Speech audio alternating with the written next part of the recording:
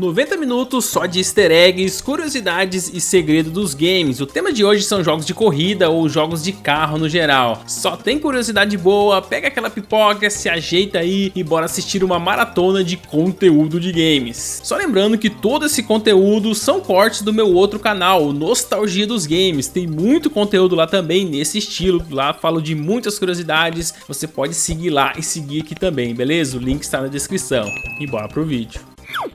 Vou começar falando do jogo Need for Speed 2, não o Underground 2, o Need for Speed 2 mesmo, aquele antigão. Esse título apresentou alguns carros desbloqueáveis bem interessantes que fogem totalmente da aparência de um veículo de 4 rodas, e esse segredo acredito que poucos ouviram falar. Tá, tem os carros normais, mas tem também veículos que é literalmente uma pedra, tem pedaço de madeira, barraquinha de feira e até um ônibus. Imagine só, enquanto seus oponentes estão em alta velocidade, você está quase se arrastando com o seu busão. No entanto, o personagem mais estranho que eu encontrei aqui, na minha opinião, é o Tiranossauro Rex. Você controla um dinossauro gigantesco no lugar do seu carro de corrida. Para desbloqueá-lo é só digitar o código T-Rex-Me e pilotar o seu T-Rex 2.0 16 válvulas. Confesso que enquanto eu fazia o roteiro desse vídeo, cheguei a pensar em classificar a pedra ou pedaço de madeira aí para a lista, mas fala a verdade, o Predador Jurássico Turbinado 2.0 é um segredo bem mais interessante, né mesmo? E bem mais bizarro também.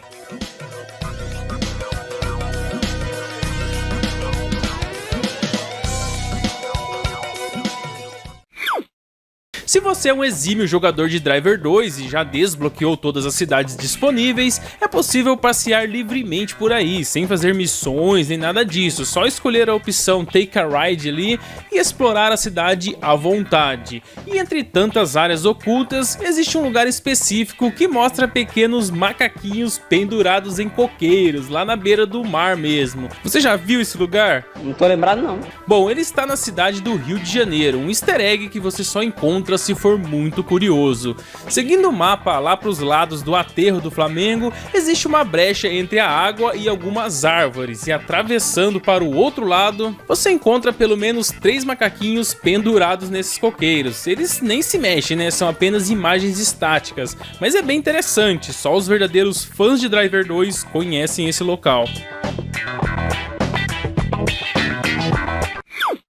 No Nintendo 64 existe um jogo de corrida de snowboard onde você pode coletar itens e power-ups durante a partida para atrasar os seus oponentes, bem parecido com o que acontece em Mario Kart. Só que aqui esses itens custam moedas que são descontadas automaticamente quando coletamos esses power-ups, e por isso é sempre importante acumular o máximo de moedas possível. Isso é só um contexto para você entender o propósito de um segredo aqui nessa fase. Se você completar o game na dificuldade Expert, a dificuldade mais difícil de todas, é possível desbloquear um snowboard secreto chamado Poverty Charge, ou a prancha da pobreza, que é considerado talvez um dos piores itens de todos os videogames. Isso porque, ao andar nessa prancha premiada, você será impedido de coletar qualquer dinheiro no jogo. Toda moeda que você acumulou, que você tentar acumular ali durante a fase, será descartada graças às habilidades desse item inútil.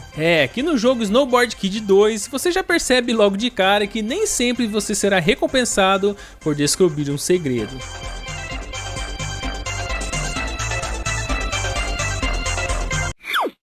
Mario Kart 8 tem em seus Grand Prix algumas pistas de grandes franquias da Nintendo, como Animal Crossing, por exemplo, e The Legend of Zelda. Como uma forma de homenagear o game que deu origem ao jogo de corrida do Mario, os desenvolvedores de Mario Kart 8 acharam uma boa ideia colocar Mud City, a principal cidade de F-Zero, como uma pista jogável aqui. Os cenários e elementos estão bem fiéis ao game original, desde a música até os efeitos sonoros. Claro que dessa vez com um gráfico bem mais avançado, e ficou realmente muito legal. Eles podiam usar essa ideia, né, e criar um F-Zero novo aí pra gente, nos consoles modernos. Ou pelo menos colocar o Capitão Falcon nos futuros Mario Karts. O que você acha?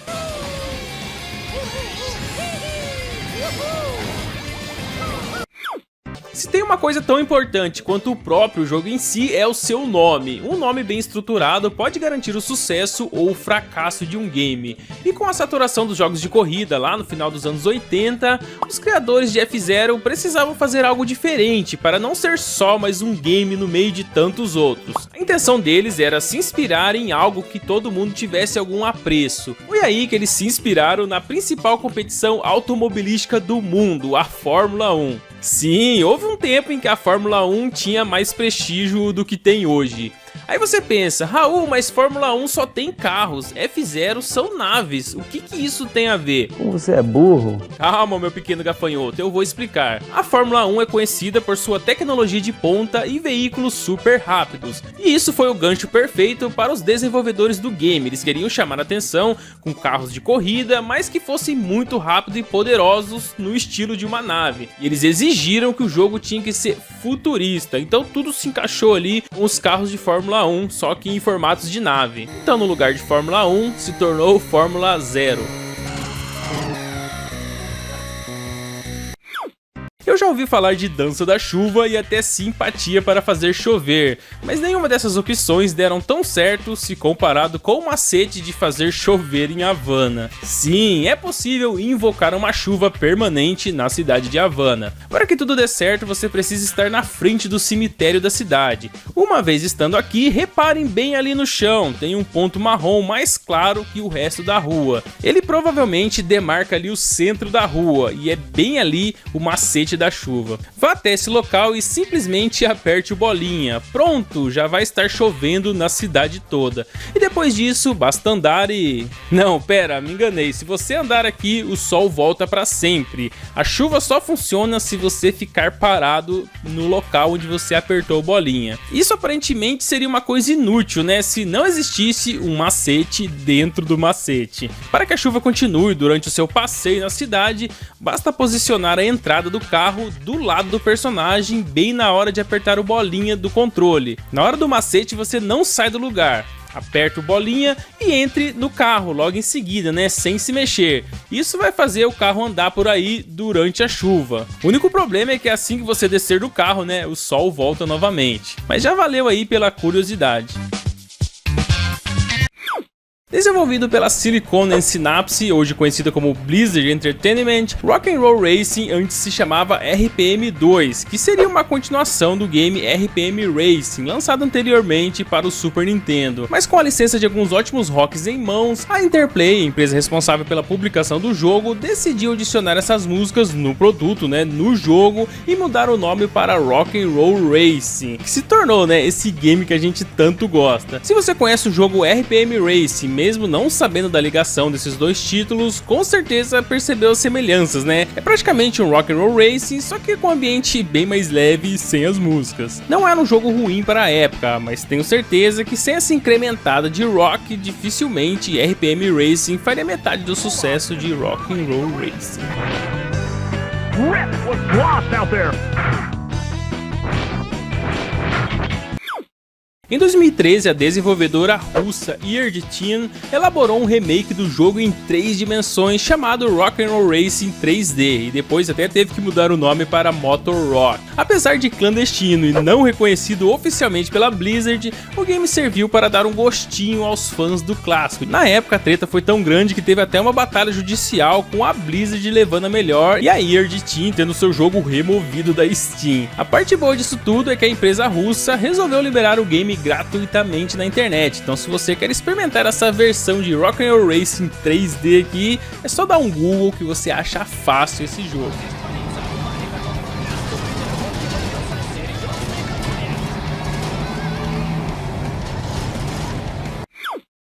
Quando a versão animada foi criada em 1993, muitas críticas apareceram dizendo que Biker Mice from Mars era uma cópia descarada de Teenage Mutant Ninja Turtles, a versão de Tartarugas Ninja de 1987. E realmente tem semelhanças bem fortes. Tanto os ratos mutantes quanto as tartarugas mutantes são combatentes do crime, ambos vivem em um esconderijo, ambos apresentam invasões alienígenas e até tem uma personagem humana bastante semelhante. A Charade, Biker Biker Mice from Mars é muito parecida com a April, a repórter da série que ajuda aí as Tartarugas Ninja nas missões. Pode não ser tão parecidas fisicamente, mas tem a mesma proposta. Sem contar que o Rafael e o Turtle na série animada tem o mesmo dublador, ambos são dublados por Rob Paulsen. É muita semelhança para ser apenas uma coincidência. Se é uma cópia eu não sei, mas com certeza Tartarugas Ninja teve grande influência na criação da série Biker Mice from Mars, e talvez por isso tenha feito tanto sucesso na época a ponto de serem lembrados até hoje.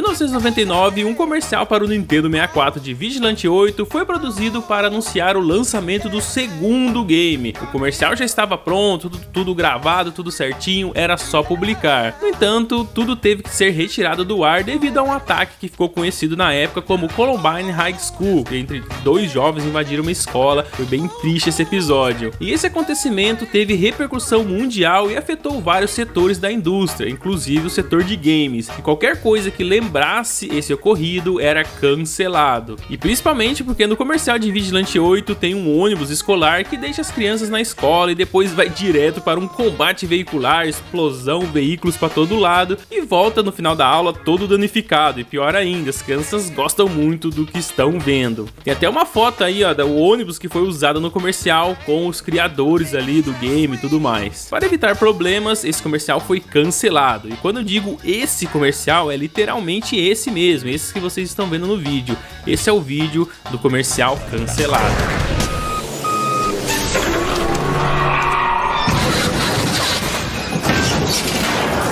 Holy shit! Vigilante 8, blow shit up. Um macete que só acontece na versão para PS1 de Vigilante 8, que te permite colocar qualquer CD de música enquanto joga e ouvir suas músicas preferidas enquanto explode outros veículos. Você joga Vigilante 8 e ouve a música que quiser, só adicionando o seu CD de música no videogame enquanto o jogo está rodando ali na tela. Mas como isso é possível? Bom, a versão para PlayStation armazena a trilha sonora no jogo como arquivos de áudio, isso lá dentro dos arquivos do game, né? E você pode abusar desse recurso. Você abre o jogo, carrega ali uma fase qualquer, aí você pausa o jogo, abre a bandeja de CD lá do seu PlayStation 1, tira o CD do jogo e coloca o CD de música que você quiser. Daí é só fechar a bandeja ali do PS1 que vai carregar as faixas de músicas dentro da trilha sonora de Vigilante 8. Você pode até abrir o menu ali, pular a música, escolher a música que você quiser. O jogo não trava, pode fazer isso. Agora imagine só jogar Vigilante 8 ouvindo a dança do Street Fighter, por exemplo. Você que gosta de navegar no site, vou apresentar a dança do Street Fighter. Mas pra você que gosta de navegar no site, eu vou apresentar a dança do Street Fighter. Seria bem estranho, mas é possível. A parte ruim é que o jogo só vai para o próximo nível se você colocar o CD do game de volta no PS1. Não dá pra pôr o CD de música e zerar o jogo assim, não. Você vai ter que fazer essa troca aí a cada fase que você estiver jogando. Não é nada prático, mas não deixa de ser uma forma de personalizar suas músicas em Vigilante 8.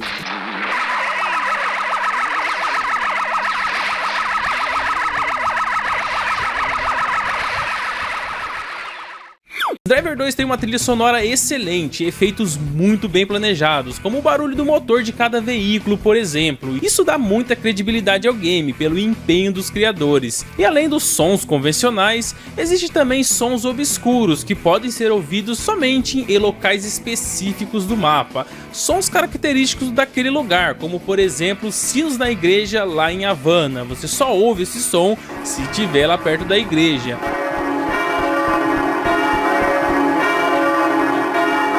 Tem os gritos da torcida nos estádios em Chicago, só acontecem lá nos estádios também.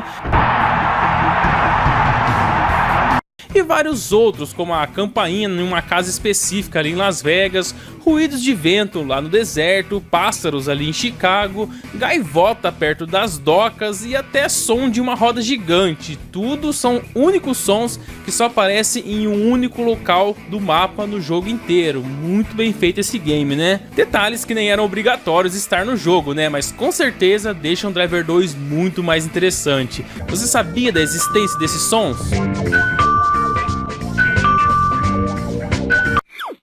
Nós brasileiros lembramos de Top Gear com muito carinho e muita nostalgia, e as músicas do game ficaram na nossa memória desde os anos 90. Só que o sucesso de Top Gear se restringe mais aqui no Brasil mesmo, em outros países quase não se ouvia falar desse jogo. Pra você ter ideia, na maioria das vezes ele nem é citado entre os jogos mais memoráveis do Super Nintendo, ele é quase obscuro em muitos países mesmo. Top Gear não foi aquele tipo de jogo que obteve vendas significativas no mercado, apenas 257 mil cópias nos Estados Unidos. É bem pouco se levarmos em conta os mais vendidos do Super Nintendo, com milhões, dezenas de milhões de cópias. Só que independente dos números, para nós brasileiros, Top Gear sempre estará na lista dos melhores e mais nostálgicos jogos de corrida da era 16 bits.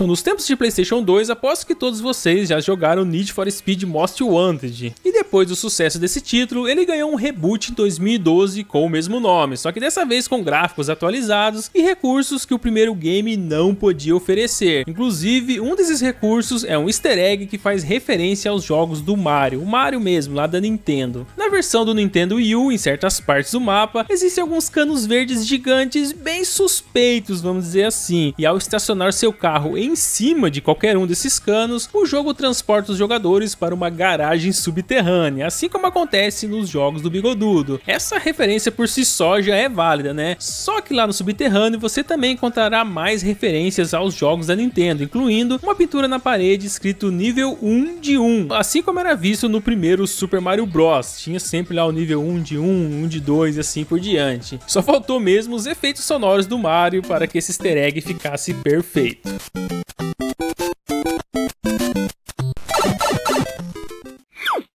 Imagine só um jogo de corrida de moto em alta velocidade com as curvas mais perigosas da época dos primeiros polígonos dos anos 90. Agora imagine se no lugar das motos você pilotasse uma ovelha enquanto os outros oponentes também são ovelhas turbinadas em busca da linha de chegada. Esse cenário acontece em um jogo da Sega chamado Manst Superbike de 1995. Para desbloquear essa façanha é só apertar uma sequência de botões quando o jogo estiver na tela de seleção de transmissão. Essa corrida de ovelhas já é bizarra por si só, mas tudo ainda piora quando descobrimos que a música de fundo é uma referência à trilha sonora Mary Had a Little Lamb. Sim, aquela música infantil que diz que a Mary tinha uma ovelhinha, vocês lembram dessa música? Pois é, eles colocaram essa música na pista só para sacanear o jogador.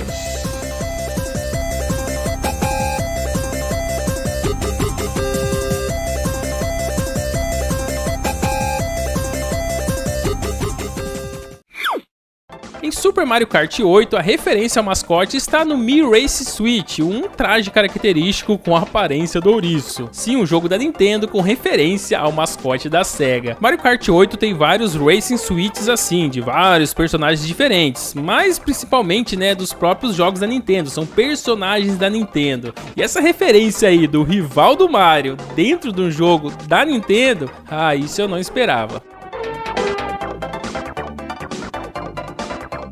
Twisted Metal tem uma ligação profunda com a Estátua da Liberdade que aparece em alguns estágios em jogos diferentes e já vem com easter egg incluso, né? No reboot de 2012, por exemplo, há um estágio com a Estátua da Liberdade e se você dar dano suficiente nela, a estátua irá explodir e a cabeça dela aparecerá em outro local do mapa. Só que o easter egg que eu realmente quero mostrar acontece em Twisted Metal 2 no mapa New York. Aqui o jogador só consegue ver a grande Estátua da Liberdade a uma certa distância e se tiver armamentos disponíveis, pode disparar contra ela. Depois de causar bastante dano à estátua, ao invés de explodir, ela revela uma versão loira e de biquíni por baixo da toga original. A parte de pedra explode e revela uma moça de biquíni. Esse easter egg eu fazia bastante quando eu era moleque na época do PlayStation 1. Você já tinha feito isso? Sabia disso? Comenta aí também.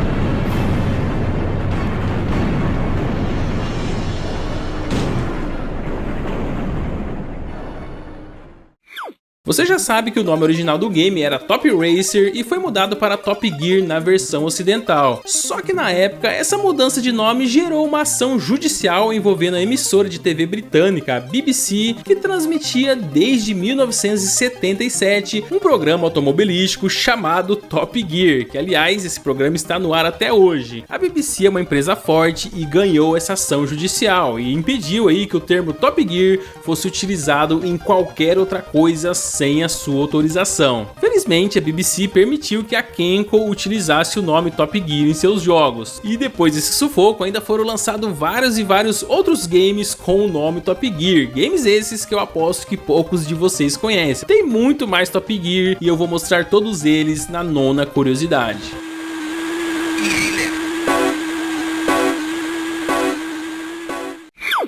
Já no jogo MotoGP 3, lançado em 2005, o easter egg não fica fora do limite do mapa e você não precisa explorar nenhum bug para alcançar. No entanto, terá que sacrificar a sua corrida e seguir na direção contrária da pista até encontrar um mural cheio de figuras. Esse segredo se esconde na pista Sheridan, na Grã-Bretanha ali no game. E durante a corrida, na área mais urbana da pista, enquanto todas as motos vão para a direita, você simplesmente vira para a esquerda e entra no estacionamento do único prédio daquela pista. Lá embaixo é possível ver uma parede com um mural cheio de imagens de vários rostos, estilo quadrinho ou estilo caricaturas, não sei, são vários rostos, alguns são repetidos, outros não, e eu não sei o que esses rostos significam, acredito que seja o rosto dos programadores do game, mas não encontrei nada a respeito. Se você souber de alguma coisa, deixa aí nos comentários pra gente esclarecer isso aqui de uma vez por todas, comenta aí.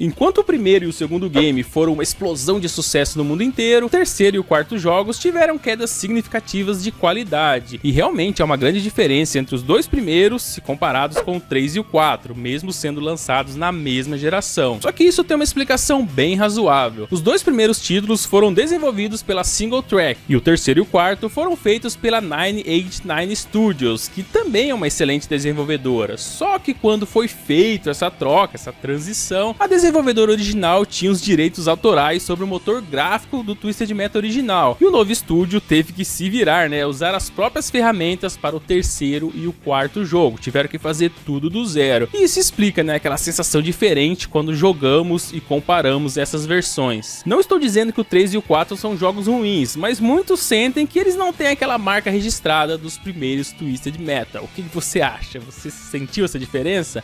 Comenta aí.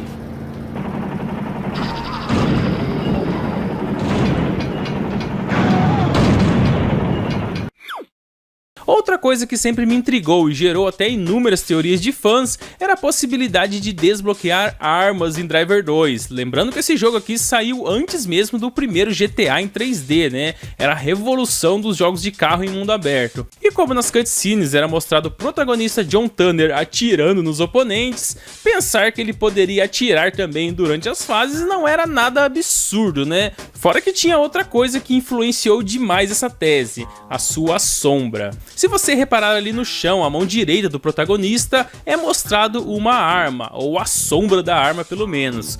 Pode ser um bug gráfico? Pode sim, mas eu acho pouco provável, hein? Driver 2 é bem detalhista, os desenvolvedores devem ter deixado essa sombra aí de propósito para gerar teorias mesmo. Hoje em dia, com códigos e tantos meios de descobrir coisas obscuras esquecidas nos jogos, sabemos que não havia armas nenhuma em Driver 2, nem mesmo nas mãos do protagonista. Que pena, Eu confesso que por muitos anos tive a esperança de desbloquear essa opção.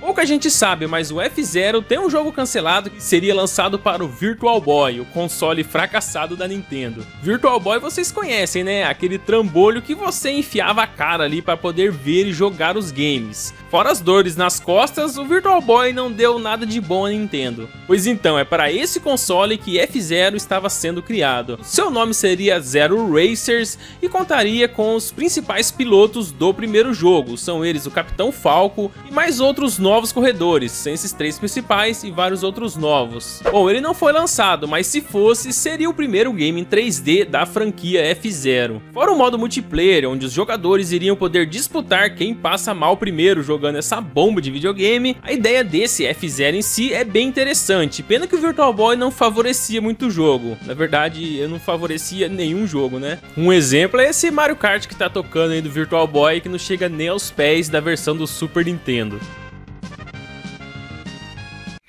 5 anos antes do lançamento desse clássico de corrida, já existia um jogo com um estilo bem similar ao título da Blizzard, e muitos especulavam até que a empresa copiou esse jogo mais antigo aí. O game se chamava RC Pro AM, desenvolvido pela Rare em 1988. Apesar de não possuir uma fórmula 100% inovadora, o game conseguiu arrebatar milhares de fãs por todo o mundo, principalmente na geração 16 bits. Isso porque além da versão do NES, que é essa versão em 8 bits que vocês estão vendo aí na tela, também foi lançado outras versões mais modernas para arcade e para o Mega Drive. Não acredito que a Blizzard tenha copiado esse game, só que os estilos são semelhantes mesmo, e RC Pro AM teve seu tempo de sucesso. Lá no final dos anos 80 ele foi muito jogado, até o monstro Rock'n'Roll Racing chegar nas prateleiras. Aí sim não tinha como concorrer, né?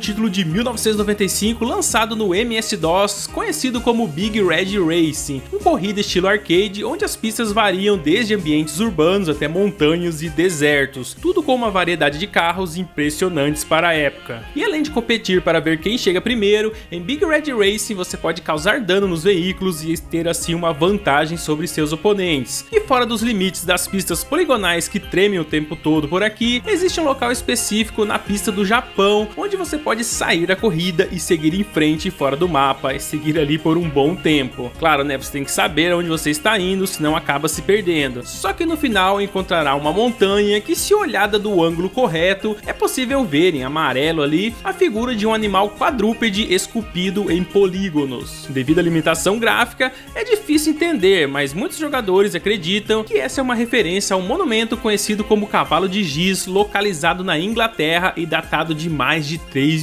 anos atrás. 3.000 anos eu estou falando do monumento e não do easter egg. É mesmo? Comparando as duas imagens não ficou nada parecido, mas eu não descarto essa referência fora dos limites do mapa.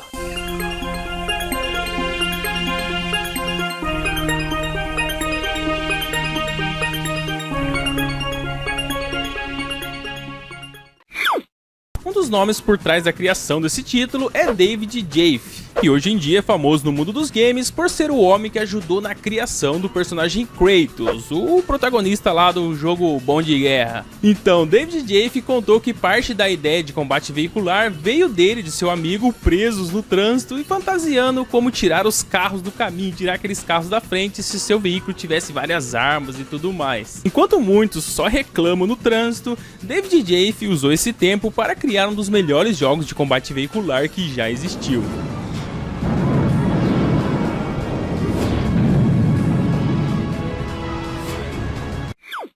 Por ser um jogo ainda dos tempos dos 16 bits, não dá para acrescentar muitas referências ou easter eggs na história do título, mas ainda assim existe uma citação que é uma homenagem ao filme Ghostbusters de 1984, também assistido e conhecido aqui no Brasil como Caça-Fantasmas. Esse easter egg é só para os jogadores mais atentos. No final do personagem Turtle, ele diz a seguinte frase, e dá licença aqui para eu incorporar o Joel Santana.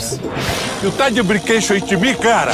We come, we saw, we whipped some tail. Essa é uma frase do jogo que na verdade é uma referência à fala de Peter lá no filme. E no filme ele diz assim: We came, we saw, we kicked his ass. We came, we saw, we kicked its ass. Did you see it? Um trocadilho aí fazendo referência ao filme do Caça-Fantasma. Com certeza um dos criadores do game gostava muito do filme, mas o easter egg é tão sutil que só os jogadores mais atentos perceberam.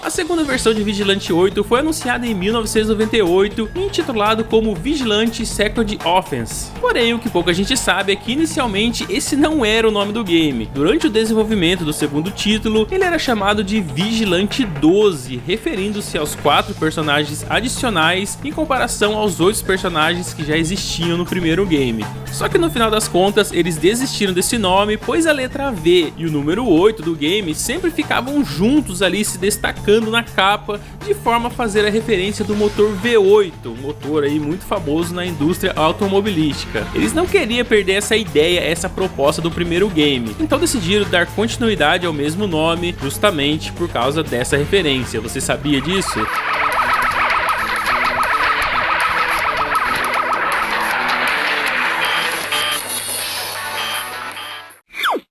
Enquanto o segundo e terceiro Top Gear mostravam carros genéricos, o primeiro game da série se destacou ao usar versões automobilísticas baseando-se em veículos da vida real. O carro vermelho, por exemplo, o Cannibal, foi inspirado na Ferrari 512 TR. O carro branco, também conhecido como Sidewinder, era baseado na Ferrari 288 GTO. O carro verde azulado, ou Weasel, foi inspirado no Porsche 959, enquanto o Razor, que era o carro roxo, foi baseado no Jaguar XJR 15. Claro que os carros não eram idênticos aos da vida real em cada detalhe, até porque isso implicaria em alguma punição devido aos direitos autorais. E para evitar esse tipo de problema, os carros foram apenas baseados nesses que eu citei, porém combinados com partes do Honda NSX, que é justamente o carro que aparece na capa oficial do Super Nintendo. Dizem por aí que o segundo jogo é tão bom quanto o primeiro, mas o Top Gear original, na minha opinião, é com certeza o mais marcante de todos, e um dos motivos são os carros disponíveis.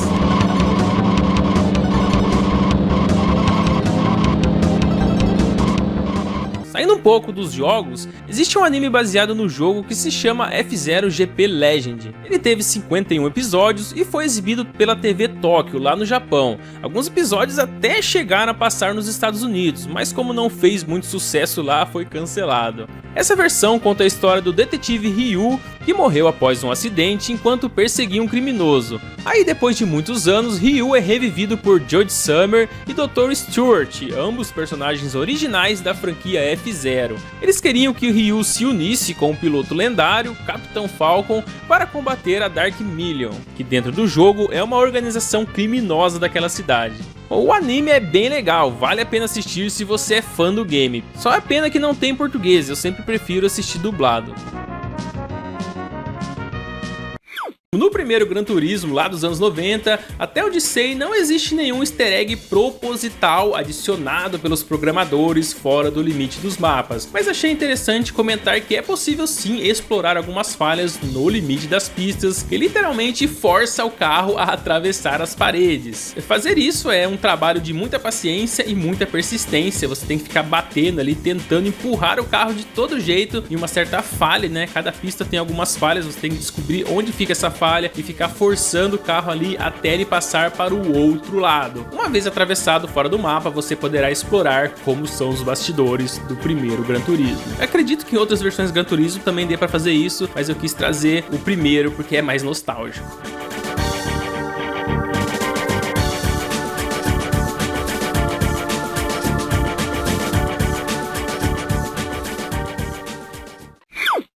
A desenvolvedora Single Track não fez mais Twisted Metal depois do 1 e do 2, mas ainda na época do PlayStation desenvolveu outros títulos com a mesma proposta de combate veicular que vale muito a pena. Durante a vida do PlayStation, a desenvolvedora fez Critical Death, por exemplo, um jogo de combate submarino, e também Rogue Trip 2012, que tem uma experiência de combate de carro ali mais direta e com a mesma sensação de jogar Twisted Metal. Esse aqui lembra muito o Twisted Metal original e poderia até ser considerado um spin-off. Rogue Trip 2012 com certeza é uma alternativa se você está procurando jogos de combate veicular para jogar no seu PlayStation 1.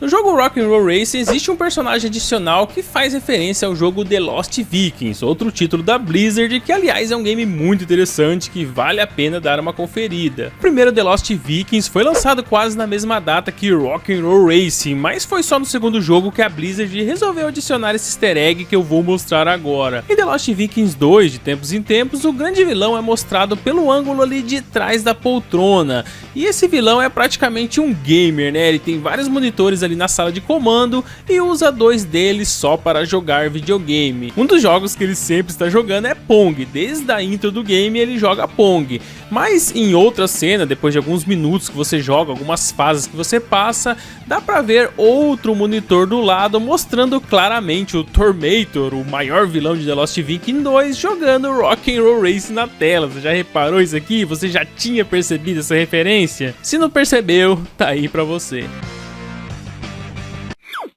As versões mais famosas de Top Gear são os 3 primeiros jogos da série e talvez o Top Gear Rally, quem sabe, aquele do Nintendo 64. Só que existem outras versões lançadas, você conhece quais são elas? Ih, rapaz. Depois do Top Gear Rally teve o Top Gear Rally 2, teve o Top Gear Overdrive e Top Gear Hyperbike, até que algumas versões do Game Boy Color dessas que eu acabei de citar. Depois disso, no Game Boy Advance teve o Top Gear GT Championship. E no PlayStation 2 tem também o Top Gear Daredevil e Top Gear RPM Tuning, que também saiu no Xbox Clássico e PSP. Muitos jogos, mas nenhum deles teve um sucesso considerável, e alguns até foram considerados fracassos da série. O top mesmo foram só os primeiros. Você conhecia algum desses games que eu citei? Se conhecia, comenta aí.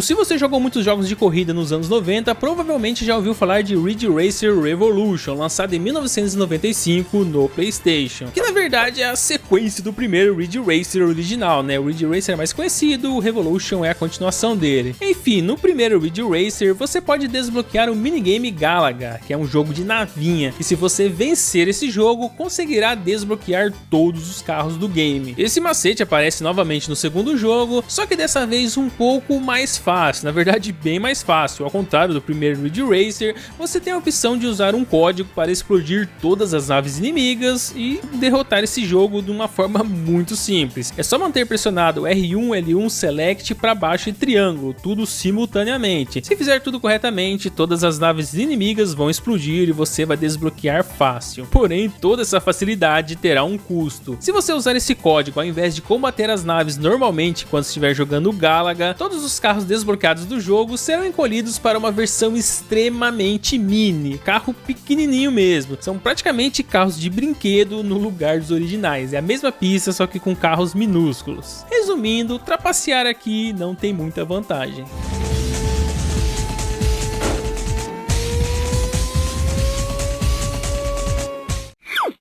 Por ser um jogo ainda dos tempos dos 16 bits, não dá para acrescentar muitas referências ou easter eggs na história do título, mas ainda assim existe uma citação que é uma homenagem ao filme Ghostbusters de 1984, também assistido e conhecido aqui no Brasil como Caça-Fantasmas. Esse easter egg é só para os jogadores mais atentos. No final do personagem Turtle, ele diz a seguinte frase, e dá licença aqui para eu incorporar o Joel Santana.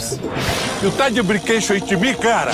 We come, we saw, we whipped some tail. Essa é uma frase do jogo que na verdade é uma referência à fala de Peter lá no filme. E no filme ele diz assim: We came, we saw, we kicked his ass. We came, we saw, we kicked its ass. Did you see it? Um trocadilho aí fazendo referência ao filme do Caça-Fantasma. Com certeza um dos criadores do game gostava muito do filme, mas o easter egg é tão sutil que só os jogadores mais atentos perceberam.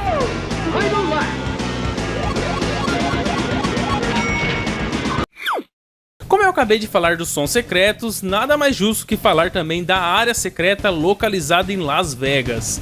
Esse local é tipo um playground para carros, tem rampas, túneis e caixas que você pode quebrar à vontade, um lugar feito para diversão de veículos, vamos dizer assim.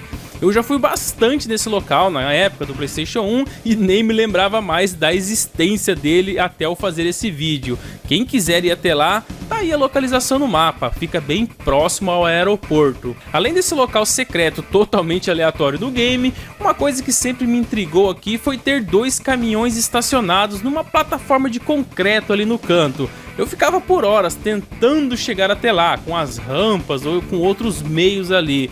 Minha esperança era conseguir dirigir esses caminhões, mas era tudo fake, né? Só um cenário. Aposto que muitos de vocês pensaram a mesma coisa que eu.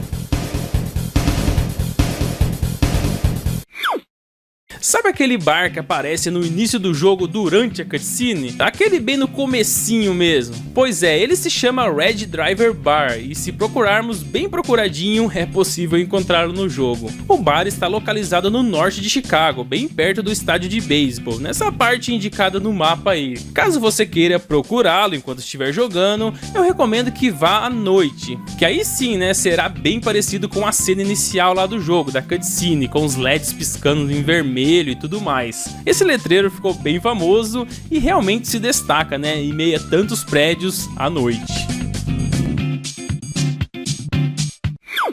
F-Zero é um jogo tão influente que conseguiu unir 3 empresas rivais com um objetivo em comum, já que em 2002 a Nintendo, a Sega e a Namco se uniram para criar uma placa arcade chamada Triforce. E essa placa aí foi baseada no console GameCube, ou seja, a placa tem a capacidade semelhante ao console da Nintendo. Bom, um dos jogos onde a Triforce foi utilizada é F-Zero AX, ou AX, né? Uma versão diferente do F-Zero GX, ou DX, a versão do GameCube. Olhando assim é o mesmo jogo, né? Mas tem algumas diferenças no modo história e existem mais personagens que na versão pro console. Não vou falar muito sobre isso porque a curiosidade em si é sobre a placa, né? Aliás, essa placa arcade era tão parecida com o GameCube que hackers até conseguiram fazer uma manipulação ali e rodar esse jogo no console. Essa versão F-Zero AX rodou no GameCube. No entanto, não vejo muita graça. Olha para esse controle arcade, né? Para essa nave arcade aqui. É muito melhor pilotar numa cabine dessas aqui, vocês não acham?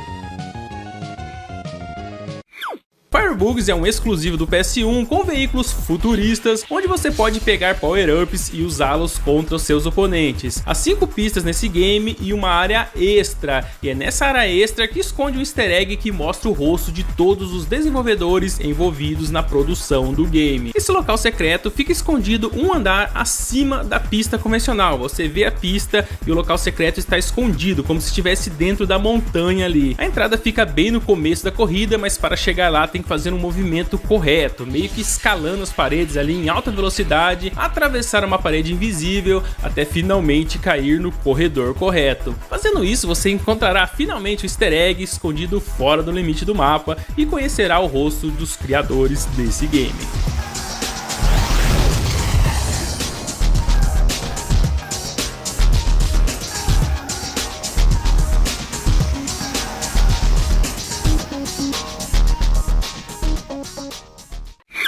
Em dezembro de 1999, uma produtora de histórias em quadrinhos conhecida como Chaos Comics juntou forças com a Activision para lançar alguns quadrinhos da segunda versão de Vigilante 8. Sim, uma história em quadrinhos baseada no game. Apesar dos esforços, não saiu da edição número 1. Os fãs não gostaram muito de ver um quadrinho onde vários personagens não estavam presentes e muitas das histórias não eram as mesmas do game. Pelo menos não as histórias principais, né? O quadrinho aborda o resgate de Nina, que é uma contrabandista de armas, e suas ações de contrabando chamaram a atenção do FBI e foi oferecido uma grande recompensa por sua captura. A história aparentemente era boa, mas cadê o resto dos personagens? Bom, isso não agradou os futuros compradores de histórias em quadrinhos, então para evitar prejuízos só teve mesmo a edição número 1.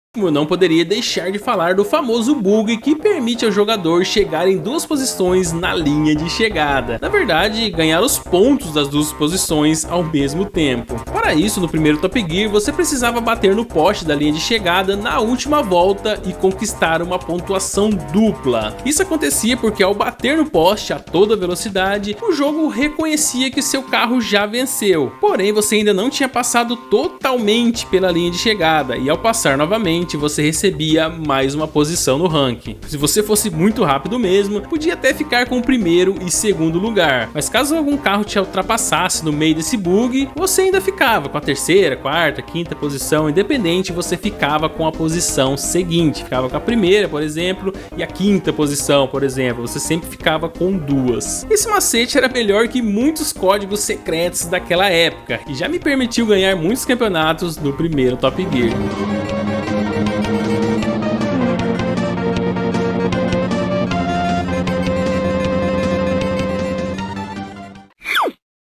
Nos anos 90, as informações sobre games chegavam aos jogadores geralmente pelas revistas ou pelo boca a boca. Um ia contando para o outro, especulando e até inventando algumas mentiras. E uma dessas mentiras era sobre Rock'n'Roll Racing, já que na época do PlayStation 1, todos esperavam uma continuação desse jogo de corrida para o console, que era agora com polígonos, tudo em 3D e tudo mais. E sabendo disso, lá na Europa apareceu um jogo com uma capa oficial com o nome Rock'n'Roll Racing 2. No entanto, essa suposta continuação era uma mentira deslavada apenas para vender um jogo chamado Red Asphalt. Só que a capa enganava bem, né? Mesmo o Red Asphalt sendo um game bem interessante, até legalzinho de jogar, usou de má fé lá na Europa na hora de vender seu título, tentando empurrar aí, né, como Rock'n'Roll Racing 2. Só que eu vou te contar, hein, eu cairia fácil nessa mentira se eu visse essa capa aí quando ia comprar jogos lá na venda do seu Zé. Eu não pensaria duas vezes e compraria Red Asphalt achando que estaria comprando Rock'n'Roll Racing 2.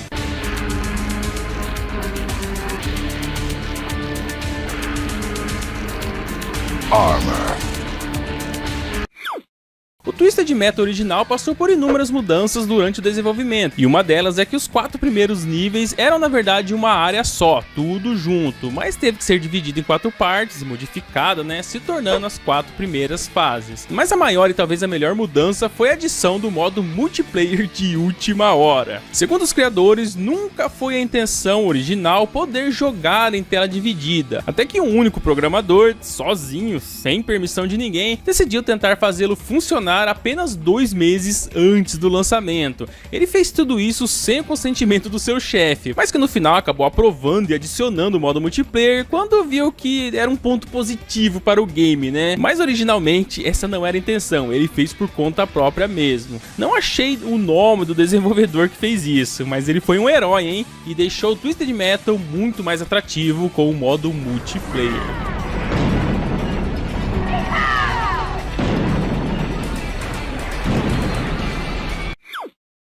Agora eu vou mostrar pra vocês um easter egg que acontece no jogo Wreckfest, um título de corrida e também combate veicular e demolição, assim como o famoso Destruction Derby de antigamente. É um jogo mais moderno, só que com a mesma pegada, acelerar, bater e amassar os carros dos oponentes. Mas o easter egg que eu vou mostrar está longe das demolições, e sim em uma das pistas de corrida. E para encontrá-lo é preciso escolher um modo em que você pode sair pela pista e se esgueirar entre a torcida e os espectadores do autódromo. E depois de andar bastante nos bastidores, bastante mesmo, você vai encontrar uma vaca segurando uma arma. Muito normal, né? Uma vaca em pé segurando uma metralhadora, enquanto as outras vaquinhas estão pastando normalmente. Tudo isso num jogo de corrida e demolição, numa área do mapa extremamente longe da pista original. Nada fora dos padrões, né? Apenas uma vaca em pé segurando uma metralhadora. E a parte mais insana aqui nem é a vaca combatente, e sim como um filho de Deus chegou até essa parte do mapa e descobriu esse easter egg.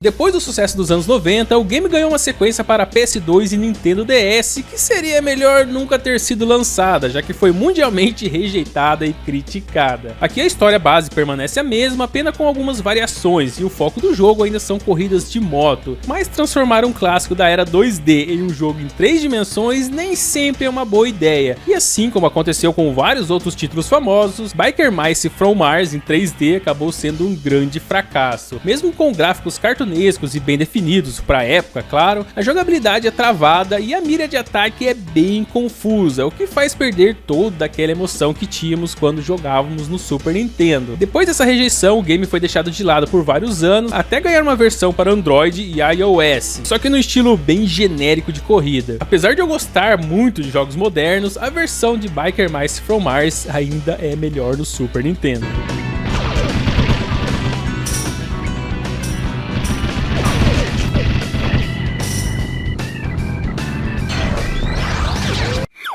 Apenas por um pouco, o Mario não perdeu seu posto de mascote do Super Nintendo, já que originalmente o personagem principal de F-Zero estava sendo desenvolvido para ser o grande representante do console 16 bits da Big N, não o representante da empresa, o representante apenas do console. Em uma entrevista na época, o designer Takaya Imamura falou que Capitão Falco, ou Capitão alguma coisa como ele era chamado durante o desenvolvimento, estava sendo criado estrategicamente com seus conjuntos de cores inspirados no console, pois a intenção real era que ele fosse o mascote principal do Super Nintendo. Só que esse Capitão Falco estava bem diferente do que conhecemos hoje, como podemos ver nesse desenho aí, ele tinha um aspecto mais humano e até fumava charuto. Por essa nem o Mario esperava, hein? Imamura não explicou por que a Nintendo mudou de ideia, mas acredito que a Big N estava procurando por um personagem mais carismático, que agradasse toda a família, e não um piloto doidão aí fumante de charuto. Eles queriam um personagem muito mais famoso.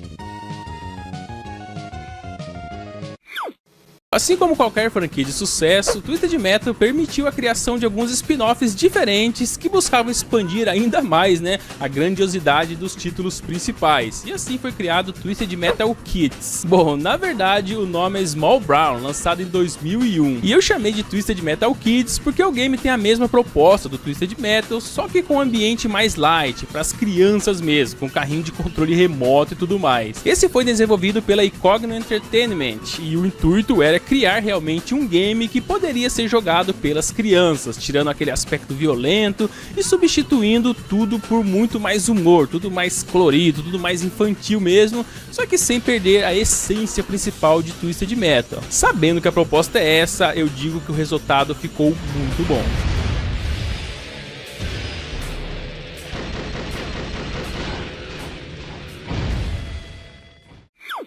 Falando agora sobre a trilha sonora, que tem apenas 6 músicas que foram compostas por Barry Leitch, que como eu disse agora há pouco, usou parte dos áudios já existentes do jogo Lotus Spirit Turbo Challenge, misturou tudo e o resultado ficou melhor que o original. E o que pouca gente sabe é que quando foi contratado para trabalhar no jogo, Barry Leitch tinha prazo de apenas uma semana para entregar todas as músicas, e além da criatividade, existia dificuldade em entender o hardware do Super Nintendo, e nesses 7 dias corridos ele compôs apenas a primeira faixa do game, que é a música Mad Racer, aquela que é tema da pista de Las Vegas. Essa música aí.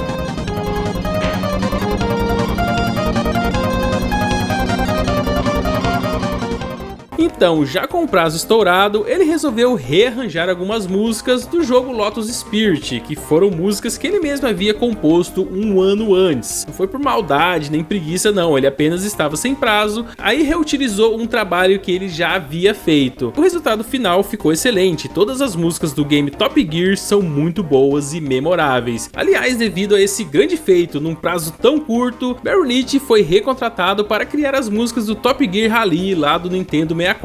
As músicas também ficaram boas lá, mas não teve nem de perto o impacto do primeiro game. O tempo passou e décadas depois, Barry foi contratado novamente para compor músicas do jogo Horizon Chase, um título que carrega a marca de sucessor espiritual de Top Gear. Eu já fiz live desse game aqui no canal e é um título muito bom. E tem aquele gostinho também, de ser o mesmo compositor do primeiro Top Gear.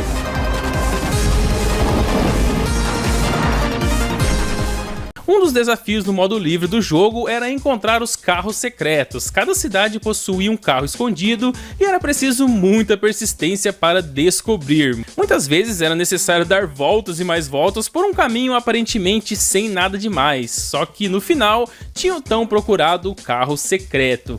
Em Chicago você encontra o Buick GSX 1970. Ele fica no extremo norte da cidade, dentro do estádio de beisebol. Em Havana o carro secreto é o Austin Mini. Ele fica à esquerda do mapa, perto do túnel subaquático. Lá terá um grande portão trancado, né, escrito entrada proibida, mas é só clicar no interruptor que fica ali do lado que o portão se abrirá, e lá dentro tem uma plataforma com o carrinho do Mr. Bean, digo, o Austin Mini. Já em Las Vegas temos o Ford Ranchero, uma caminhonete escondida perto do bairro Tropicana ali no mapa. Esse aqui é bem fácil, né? Basta clicar ali em duas alavancas, uma pertinho da outra e pronto, o carro já estará disponível.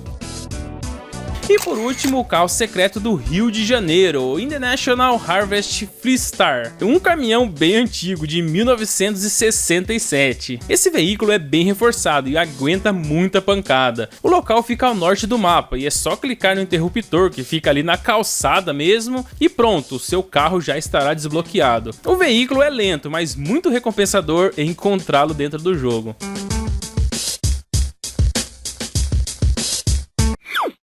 Como você já deve ter percebido ao longo desse vídeo, Rock'n'Roll Racing não é apenas um jogo de corrida com músicas de rock, apesar de parecer isso à primeira vista. O jogo tem muitos detalhes que vão além do game, e o mais marcante de todos, com certeza, são alguns personagens que foram inspirados em roqueiros mundialmente famosos e até outras celebridades. Esse é o caso, por exemplo, do terráqueo Snake, baseado em David Coverdale, vocalista da banda Whitesnake.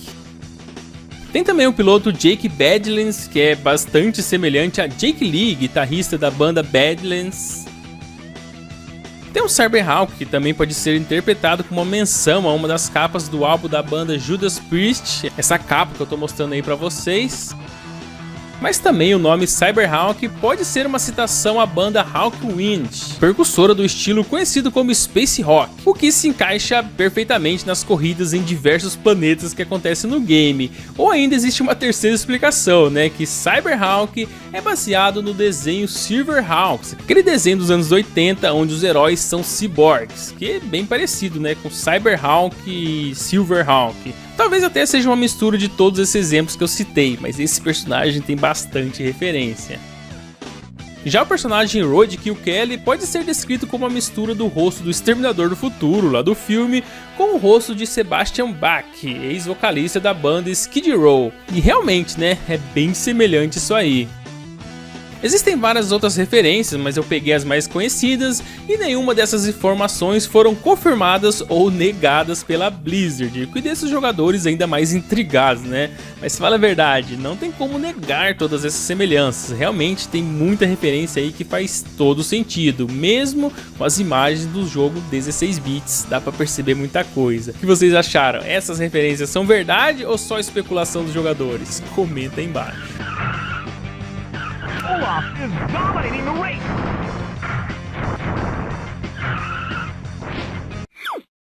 Um easter egg que ficou escondido por décadas, pois estava camuflado entre os arquivos do protótipo do jogo Sega GT, e lá mostrava o Luigi como um dos NPCs que davam a bandeirada no início da corrida. Sim, o Luigi, irmão do Mario, o encanador. Ele estava entre os arquivos de um jogo da Sega dos anos 2000 e somente na versão do Dreamcast, um console também da Sega.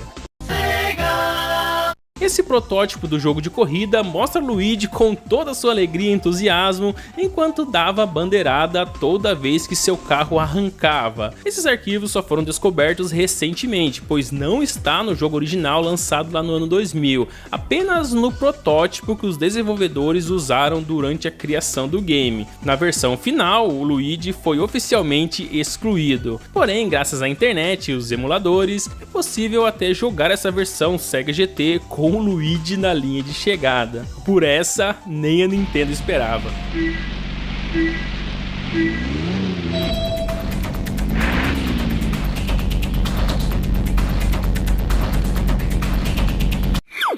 Um ano antes de Vigilant 8 dar as caras no mundo gamer, já existia um jogo chamado Interstate 76 lançado para PC, que tinha mais ou menos os mesmos conceitos, tinha os vigilantes, o game se passava nos anos 70, tinha a crise do petróleo e tudo mais. Porém, tudo isso era uma coincidência? Na verdade não. Interstate 76 foi desenvolvido e publicado pela Activision e lançado em 1997. E vocês lembram que eu falei no começo do vídeo que Vigilant 8 era uma parceria com a Luxoflux e a Activision? Então, Bom, em 1998 as duas empresas se uniram para criar um spin-off de Interstate 76 para os consoles caseiros, e esse spin-off ficou conhecido justamente como Vigilante 8.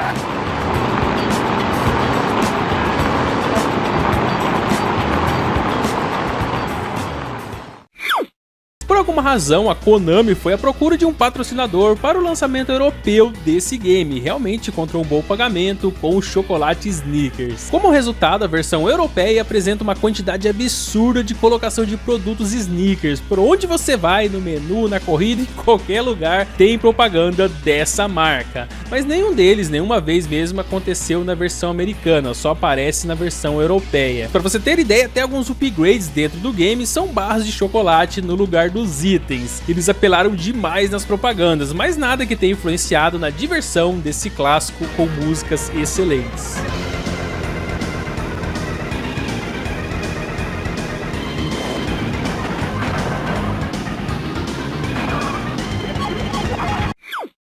Você sabia que Mario Kart veio de um projeto multiplayer de F-Zero? Sabia não? É verdade, em uma entrevista a Nintendo revelou que em 1992 estava desenvolvendo um protótipo de um game multiplayer do F-Zero. De acordo com Hideki Kono, um dos desenvolvedores que estavam nesse projeto, a ideia era criar um game divertido para jogar com a família e amigos. Porém, após algumas tentativas e reuniões, eles decidiram mudar os personagens e resolveram que Mario e sua turma seriam os personagens perfeitos para o game. Descartaram de vez os personagens e a história de F-Zero.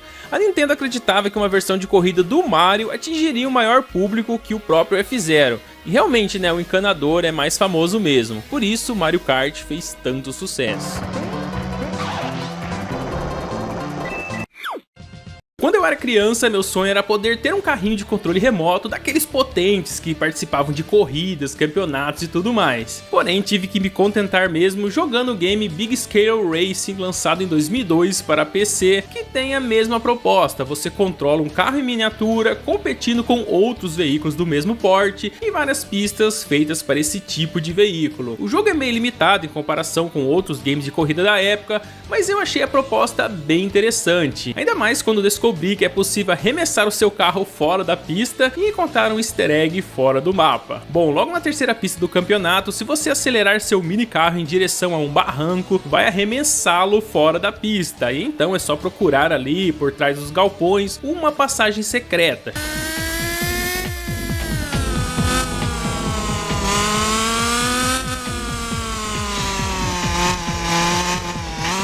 Chegando lá, há duas máquinas arcades, são duas máquinas iguais, é o mesmo jogo, e é possível jogar um minigame estilo Shooting Up, você joga dentro do carro mesmo. Achei bem inusitado esse segredo para um jogo de corrida.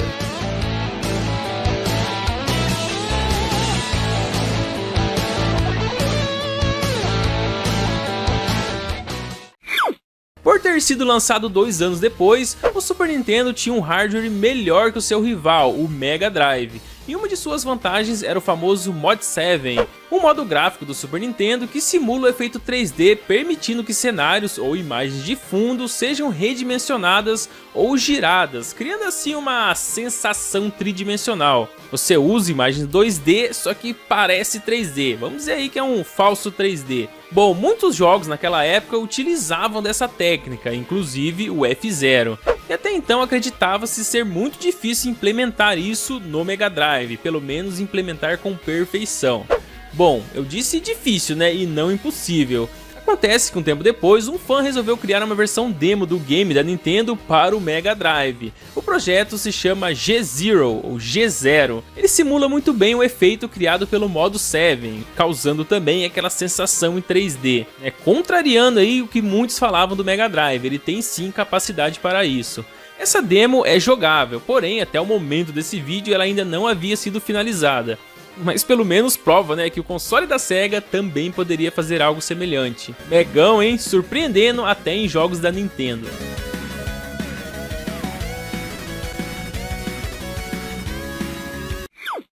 Enquanto a maioria dos jogadores fala sobre a versão desse clássico no Super Nintendo, outros jogadores mais sortudos jogaram Rock'n'Roll Racing no Mega Drive. E eu digo mais sortudos porque essa versão do Mega aí vem com uma música a mais, a Radar Love de Golden Earring. Essa que tá tocando aí no fundo.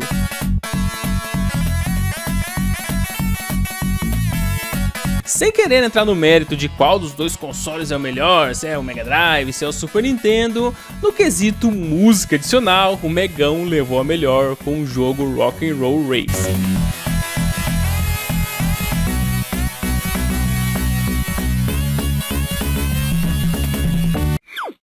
Para bater ainda mais aquela nostalgia, eu poderia falar de uma versão do Mega Drive que foi planejado pela Konami, mas no final foi cancelada, ou até falar de muitos brinquedos de sucesso com os protagonistas mutantes. Eu nunca tive um brinquedo desse, mas sempre ouvia falar. No entanto, por último, eu resolvi falar de uma curiosidade com o nome de uma das personagens do título, a Charley, aquela moça que sempre aparece quando você vai na loja do game fazer um upgrade de alguma moto. O nome completo dessa bela moça é Charlene Davidson, e seu apelido Charley é uma junção de Charlene com Harley, ficando no final Charley Davidson, uma homenagem a Harley Davidson, uma das mais famosas marcas de motocicletas do mundo, Charley Davidson, Harley Davidson. Um trocadilho muito bem escolhido e caracteriza exatamente a proposta do jogo.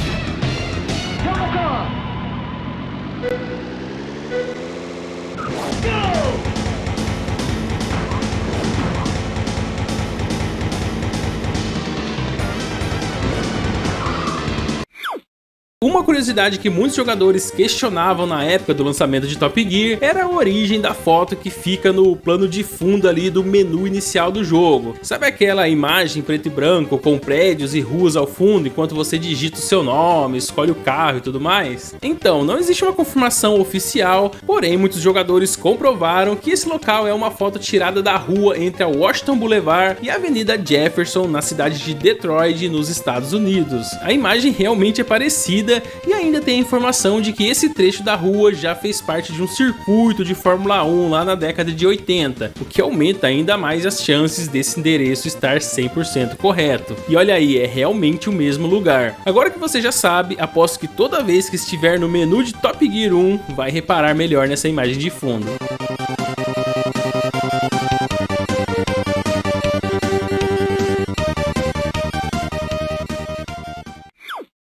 Os finais de Twisted Metal original são apenas textos e algumas imagens estáticas. Você lê o texto, vê umas fotos e pronto. No entanto, originalmente, esses finais deveriam ser filmes em live action, e todos os finais já estavam até gravados e prontos para serem inseridos no game. E sim, são esses vídeos que vocês estão vendo aí, são os finais cancelados do primeiro Twisted Metal. E o cancelamento se deu porque alguns membros da equipe de desenvolvimento da Single Track, a criadora aí do game, né, consideraram essas cenas gravadas aí muito ofensivas, mas não por causa da violência, da história, das explosões dos carros ou mesmo da aparência medonha dos personagens, mas por causa das mulheres com pouquíssima roupa que apareciam nas gravações. Isso era bem comum, né? Uma apelação bem característica dos anos 90, e mesmo assim, Twisted Metal original teve todos esses finais cancelados. It's my word, it's my turn, it's my day!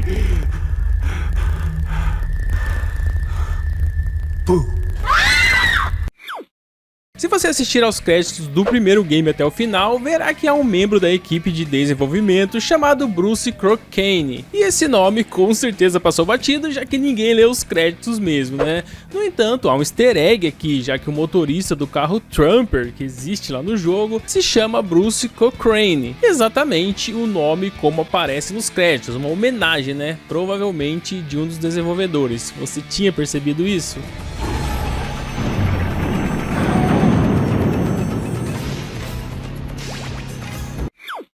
Top Gear foi lançado primeiramente no Japão em 1992, só que lá o título era conhecido como Top Racer. Daí, um ano depois, o título foi trazido para o ocidente, onde foi renomeado para Top Gear. O game foi desenvolvido pela Gremlin Graphics e publicado pela Kenko, e o que pouca gente sabe é que no início a produção estava planejada para o Nintendinho 8 bits, só que a pedido da própria Nintendo, Top Gear avançou uma geração e foi lançado lá no comecinho do Super Nintendo, já com um jogo 16 bits avançado e tudo mais. Não duvido que a versão 8 bits teria ficado muito boa também, mas lançar Top Gear no Super Nintendo pode ter sido a decisão mais acertada, e graças a isso, muitos de nós lembramos desse clássico mais de 30 anos depois.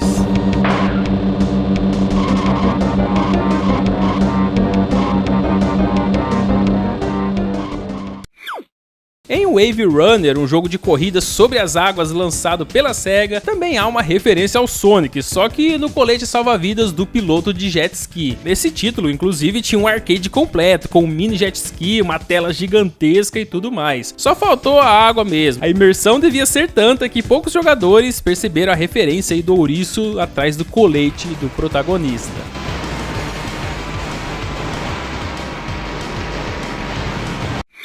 Aparentemente, animais exóticos e estranhos são a escolha predileta dos desenvolvedores de games na hora de adicionar um easter egg, e no jogo The Crew é possível encontrar alguns seres mitológicos se você souber onde procurar. The Crew tem um mapa muito extenso, é um mapa gigantesco mesmo, mas se você explorar as florestas que ficam ali ao norte de New York City, vai encontrar o Pé Grande e até mesmo um unicórnio vagando pela mata.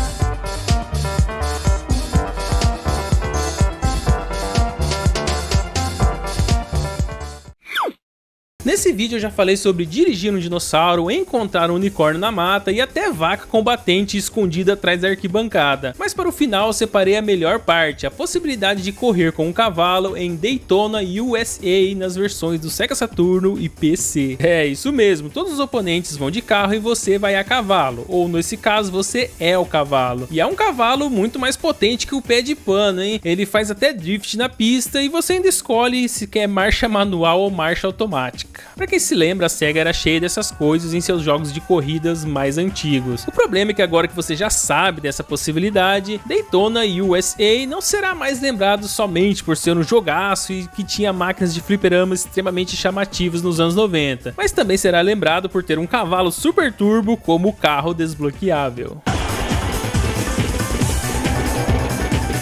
You're looking good.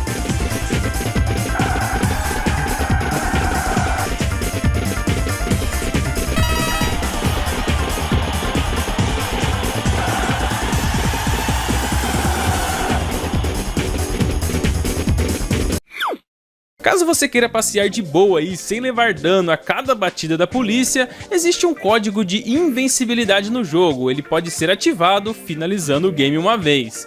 Mas para os mais apressadinhos, existe um meio de desbloquear o código passando pela cidade de Las Vegas num local específico. Um pouco à esquerda do mapa ali, onde você desbloqueou o carro secreto, existe um prédio de esquina com duas placas grandes escrito assim, Dollar Slot e a outra Bingo. Se você chegar bem perto desse prédio, vai ver um interruptor na parede e ao acioná-lo, aparecerá uma mensagem dizendo que o código foi desbloqueado. Depois você só precisa ir em Options, Gameplay e finalmente Invencibilidade e ativá-la. É bem fácil, né? Eu fazia muito isso e nem me lembrava mais também. Já a imunidade evita que a polícia te persiga, você pode correr à vontade sem o maior perigo. E para isso é necessário desbloquear a cidade do Rio de Janeiro. Daí é só dar use ali no interruptor fora da delegacia e pronto, depois disso não haverá mais perseguição. Pode até tirar um pouco da graça do jogo, né, não ter as perseguições policiais, mas fica aí a nível de curiosidade. Bora descobrir o que tem além dos limites do jogo. Sabe aqueles locais onde você consegue até ver ao fundo, mas é impossível chegar até lá? Por meios normais, pelo menos? Bom, um exemplo é o aeroporto de Las Vegas. Ali há bastante espaço sobrando, mas não conseguimos atravessar do outro lado por causa da grande cerca que tem em volta. Você consegue ver as coisas ao fundo e não dá para ir até lá. Mas se você usar os desbloqueios necessários, é possível entrar e ver um grande avião estacionado ali no aeroporto. E olhando bem de perto esse avião, percebemos que os desenvolvedores não terminaram as texturas da aeronave. Provavelmente porque nem imaginaram que alguém algum dia chegaria até aqui, né? Afinal, é um local proibido, um local feito para você não explorar. Outra área fora dos limites está no Rio de Janeiro, lá no Corcovado. Para chegar até aqui, só usando o Game Shark com um código que faz o seu carro flutuar. Daí dá para chegar cada vez mais perto e avistar e quem sabe até alcançar o Cristo Redentor. Com o código temos muito mais possibilidades. Claro que existem vários outros locais que dá para você explorar, na verdade você pode explorar o mapa todo, né? Mas nenhum dos locais são tão interessantes como esses que eu citei aqui no vídeo. E uma curiosidade bônus para você que queria entender o que eram aqueles aviões azuis no início do vídeo. Pois é, existe sim um local que fica em Chicago que você pode explorar esses aviões, sem código, sem nada, é só chegar lá. Mas essa versão dele voando aí é um vídeo fake, uma montagem aí que apareceu no YouTube um tempo atrás. Uma montagem bem feita, aliás, né, que fez muitos jogadores acreditarem e até procurarem mods na internet. Queria achar um jeito de pilotar esse avião, nem que fosse uma hack, Game Shark ou algo assim, pelo menos que funcionasse no emulador. Porém, nada disso é possível, até onde eu sei pelo menos, né? Um vídeo fake que enganou muita gente. Mas fala a verdade, né? Se fosse possível mesmo pilotar aviões em Driver 2, não seria uma má ideia.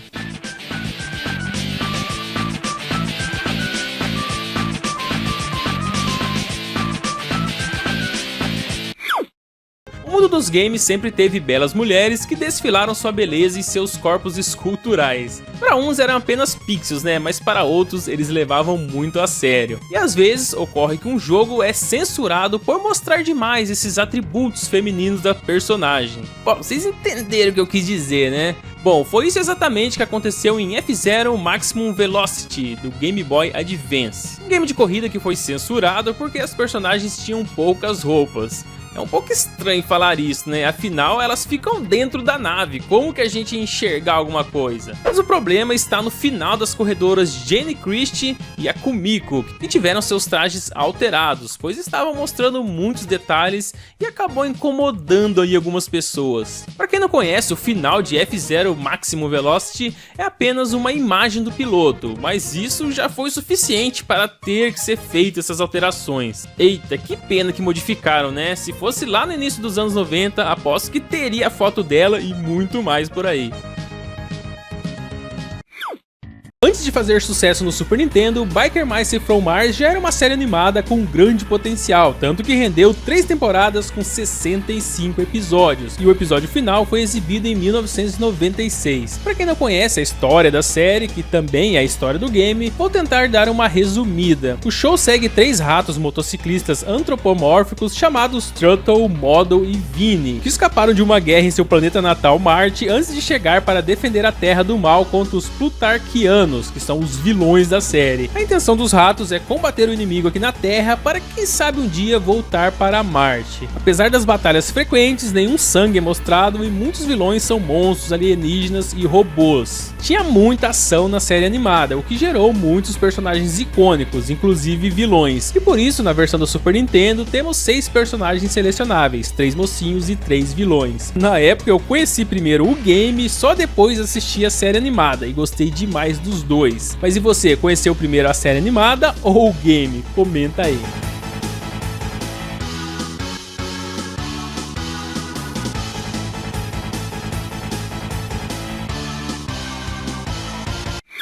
Lá nas antigas, os jogos não tinham tantos recursos e ajudas para serem desenvolvidos como são hoje em dia, que tem uma equipe gigantesca. Geralmente eram poucas pessoas que ficavam encarregadas de criar tudo o mais rápido possível e ainda conseguiram um resultado excelente. Isso já acontecia em outros jogos mais antigos e se estendeu até os títulos 32 bits. E o jogo Vigilante 8 não era uma exceção e foi criado por apenas 5 pessoas. Essa galera aí fazia parte da Luxoflux, uma produtora bem modesta que conseguiu se destacar no mundo dos games logo no seu primeiro jogo, que foi justamente Vigilante 8.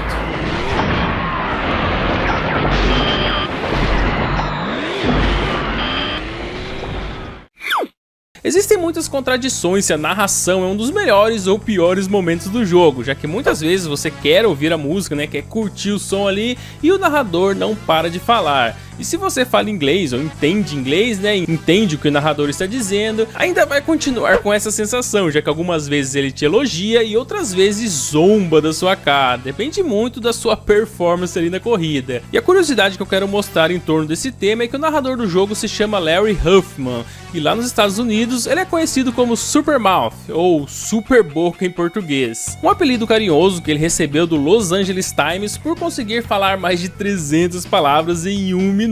O cara falava mais que um narrador de futebol em rádio AM. Claro que no jogo ele não fala tão rápido, né? Mas o fato da gente saber essa curiosidade já muda, pelo menos pra mim, né, a maneira de ouvir o narrador enquanto jogamos esse clássico. Roadkill was lost out there. Get out.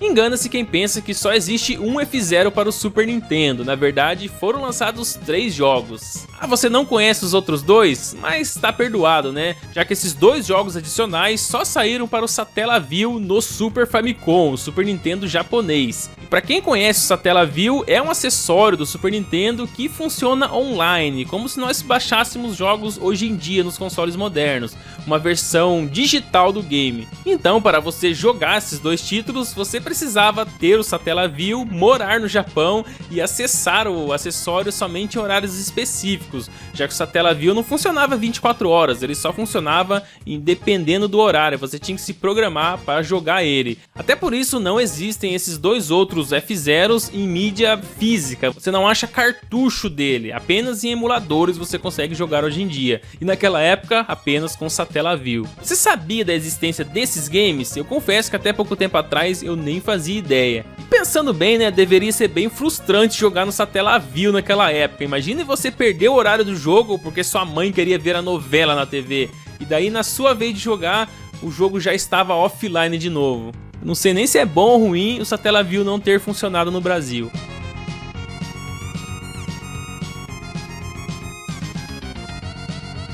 Além da parceria com a Activision, a desenvolvedora Luxoflux também se uniu à LucasArts, e dessa vez para criar o jogo Star Wars Demolition, lançado para o PS1 e Dreamcast. E o que vocês talvez não saibam é que Star Wars Demolition usa o mesmo motor de Vigilante 8, e como o game tem a mesma proposta de combate veicular, ficou muito bom, hein? É como se você estivesse jogando Vigilante 8 com veículos da série Star Wars. O problema é que aparentemente os fãs de Star Wars não gostaram muito do estilo, e o título recebeu nota baixas no início do lançamento. As maiores reclamações eram sobre a jogabilidade confusa e a grande dificuldade em danificar os inimigos. A nota foi melhorando ao longo dos anos, mas no começo o pessoal não gostou não. Eu já joguei esse game no Dreamcast, achei interessante, mas ainda prefiro jogar o bom e velho Vigilante 8.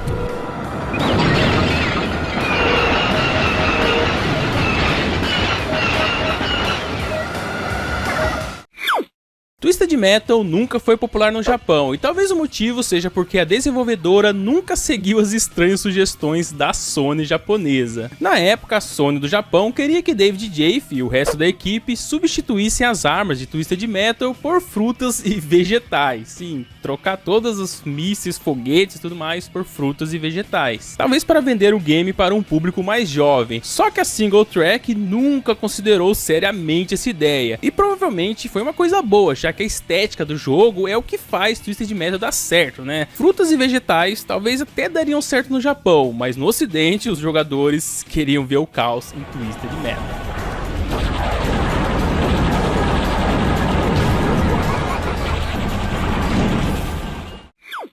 No começo do vídeo eu falei sobre David Jaffe, o criador de Twisted Metal, e como ele é muito conhecido hoje em dia pela criação da franquia famosa da Sony, né, a série God of War. Sabendo disso, no reboot de Twisted Metal, aquele de 2012, ao terminar o game com Mr. Green ou Dollface, é possível ver a caixa de troféus do vilão Calypso, a qual conta com vários itens de personagens de diversos games. Cada item aqui tem uma história, tem uma referência de jogos mais antigos da série. Só de itens nessa caixa dá um vídeo inteiro de easter egg aqui no canal, pra você ter ideia. Porém, ao olhar com atenção, há um par de espadas em sua coleção, que nada menos é que a Blades of Chaos do Kratos, lá de God of War mesmo. Um easter egg bem interessante que só quem sabia da ligação aí, do criador, né, David Jaffe, que percebeu esse easter egg.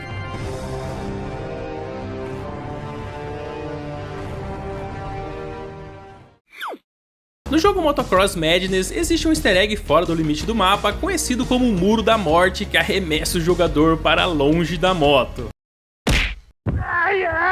Para quem não conhece, Motocross Madness é uma corrida estilo rally lançada em 1998 pela Microsoft e tentava buscar o máximo de realismo possível. Claro, não realismo nos gráficos, mas na maneira de pilotar a moto em terrenos difíceis e quando o piloto sofria algum acidente. Aí o jogo abusava mesmo do realismo, era mais interessante cair da moto do que vencer a corrida. Com isso em mente, muitos jogadores tentaram explorar a vasta área fora do mapa, e é possível chegar bem longe aí fora do mapa, é só sair da corrida e você vai conseguir explorar muita coisa. Siga andando fora do mapa até que você dá de cara com o Muro da Morte, que na verdade é uma parede invisível que arremessa o piloto para bem longe mesmo. Você pode até ter esquecido de ter jogado Motocross Madness, mas com certeza se lembra do Muro da Morte.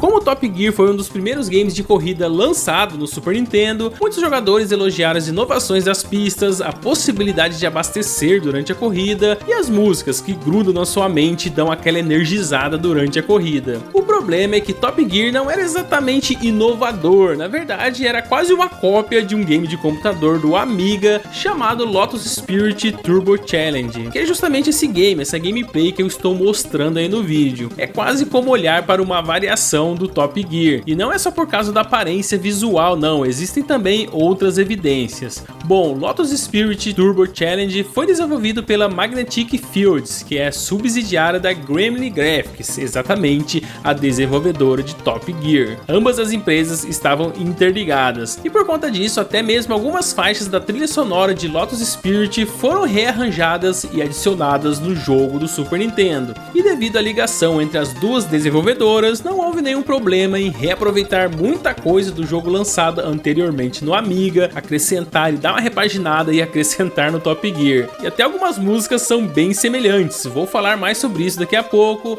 mas por enquanto escuta aí um trechinho e deixa aí nos comentários se você acha parecido ou não a música do jogo Top Gear.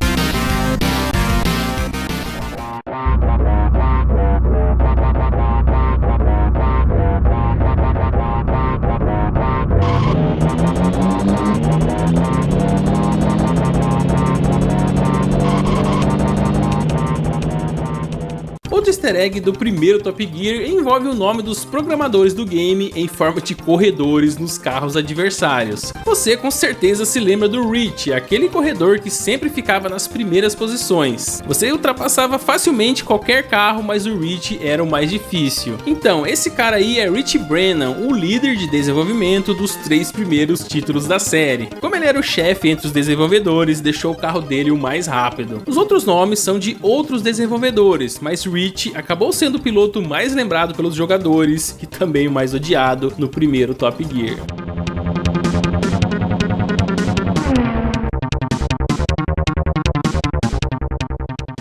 No jogo Toy Commander, um título de 1999 que envolve brinquedos em movimento, há uma referência ao ouriço em uma das rampas de uma das fases de corrida. Toy Commander é um jogo de ação e aventura, mas possui algumas fases de corrida também, e uma delas há um calendário ali jogado sobre a mesa que serve como um tipo de rampa, e o desenho desse calendário mostra claramente o ouriço azul como capa. Tá meio cortada a imagem, mas dá pra ver o easter egg aí do mascote da SEGA.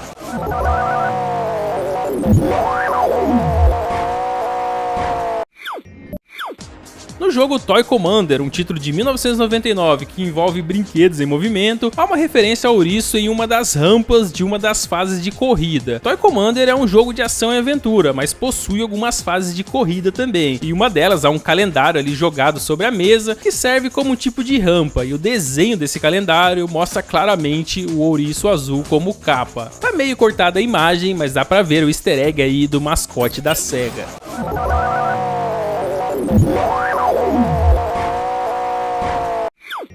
O nome Metal Slug, se traduzido ao pé da letra, pode ser lesma de metal ou algo do tipo. O que ainda é bem estranho, você não acha? É verdade. Mas senta aí que eu tenho uma explicação melhor pra você. O SV-001, mais conhecido como Metal Slug, é o primeiro super veículo criado pelo exército para combater os inimigos. Sim, o Metal Slug é o nome daquele tanque super apelão que usamos durante o game para acabar com nossos adversários. Equipado com um canhão de munição ilimitada e um potente lançador de granadas. Com certeza é uma das armas mais apelonas que existem no mundo de Metal Slug. Acredito que a maioria de vocês sabiam disso, né? Mas é sempre bom acrescentar aqui no vídeo. Em todos esses anos de Mega Man, sempre conhecemos personagens promissores que às vezes fazem até os mais sucessos que o próprio robozinho azul. Só que também tem o outro lado da história, tem um robô que aparece todo pancozão ali só pra morrer logo no começo. Nem curtiu seus 15 segundos de fama e uma bomba acaba com as peças desse robô feito a ferro e fogo. Só que era verde, né? Em Mega Man X2 começamos em cima de uma moto em alta velocidade contra vários tiros inimigos. Aqui, se o cara não for ninja sobre duas rodas, vai morrer logo de cara mesmo. Mas é só uma cutscene mesmo, nem controlamos nada, só vemos essa cena. Então aparece uma versão verde do Mega Man que chega se achando cara, até empina a moto algumas vezes, dando a impressão que está provocando o protagonista. É o mestre sobre duas rodas ali. Só que mal dá tempo de ficarmos com raiva dele e ele já vai pro céu dos robôs. Ninguém sabe seu nome, pra onde ele estava indo ou quais eram suas intenções nesse game. Ele mal começa e já explode. Quando jogamos Mega Man X2 pela primeira vez, dá a impressão que esse carinha verde vai ser fortão, talvez um rival do Mega Man, ou um parceiro, né, tipo o Zero, por exemplo, alguém que vai te ajudar ali no enredo. Quem sabe até, né, ser famoso, participar de jogos futuros, ganhar um jogo próprio, mas não foi esse não. Ele morre logo no começo e virou até meme na internet hoje, um personagem promissor aí que morreu logo no começo.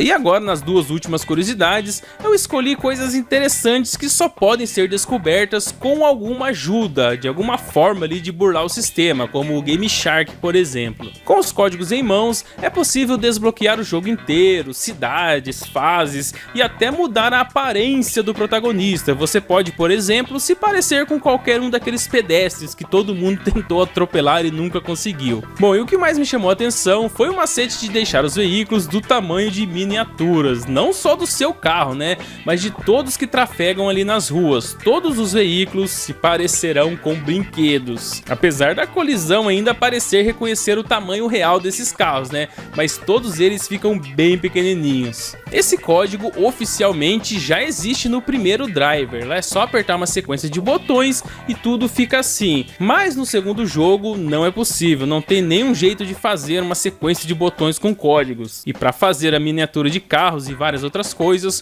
só com a ajuda de algum programa ou Game Shark. Bom, já era para ter sido o último easter egg do vídeo, mas eu resolvi trazer uma menção honrosa, easter egg que está no jogo GTA V. Numa parte específica do mapa existe uma loja chamada Super Sonic, escrita na cor azul ali, bem parecido com ouriço. Tá, só a palavra Super Sonic não quer dizer nada, né? Realmente é só Super Sonic, não tem nenhuma ligação com o ouriço da SEGA. Mas no subtítulo da loja tem uma frase assim: Super Sonic, o especialista de anéis super rápido. Uma frase em inglês, é claro, né? Tá falando de Super Sonic, anéis, super rápido, todo o contexto ali das cores em azul, claro, né? Não tem como negar, é uma referência ao ouriço supersônico da SEGA. Um easter egg aí em GTA V, você já tinha visto? Se não viu, tá aí.